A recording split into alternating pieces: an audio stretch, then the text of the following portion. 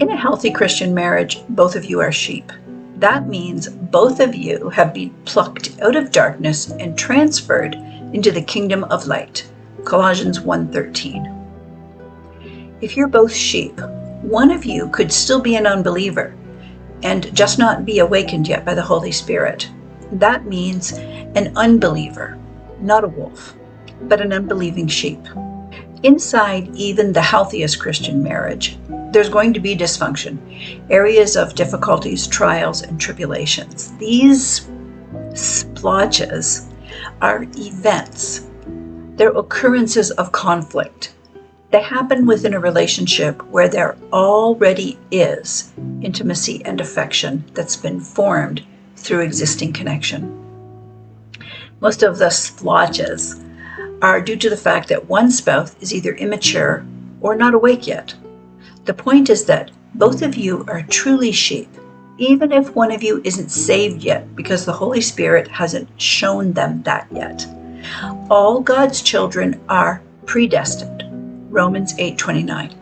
Sheep are sheep and wolves are wolves. God doesn't change wolves to sheep. He separates light from darkness. The other problem could be that you, as the female part of the couple, are emasculating him. That's not the content of this video. I'm just going to assume that you're not. But it is a distinct possibility if your feminine heart hasn't been healed yet. In an oversimplification, an event of conflict is something that rises up between the two of you. Usually someone has sinned against the other person. You guys can talk it out. It's not easy. I'm saying this as an oversimplification, but you can reach an agreement through working together in some kind of conflict resolution. More synergy gets achieved between the two of you because of the event being resolved. The conflict disappears. You know each other better and better as time goes on, and you both get better and better.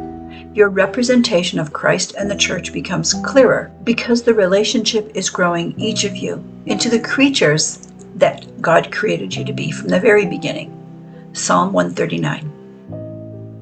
But the unhealthy relationship that masquerades as a healthy Christian marriage, it's not splotches that stand out as events of conflicts within an otherwise stable relationship.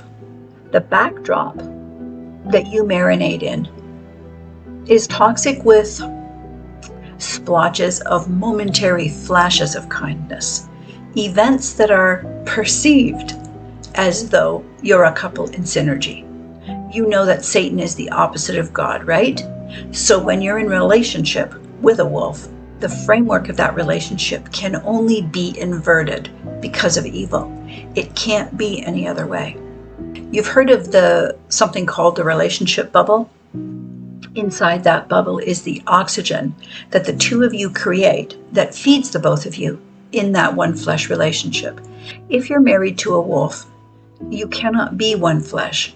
So that oxygen can only be toxic to you with momentary events of strategic synergy. Both events get smaller and smaller as time goes on. In a healthy dynamic, as the instances of conflict are reduced because of learning how to resolve them, more synergy is exposed. So the oxygen that's experienced by the two of you in that relationship bubble is more and more healthy intimacy, connection, and attraction. In the unhealthy dynamic, those events of strategic synergy get less and less, exposing more and more of the toxic environment within the bubble that you're sharing with a dangerous man. If you're married to a wolf in sheep's clothing, conflict isn't an event that happens occasionally. It's what your heart, mind, and soul and body are marinating in year after year.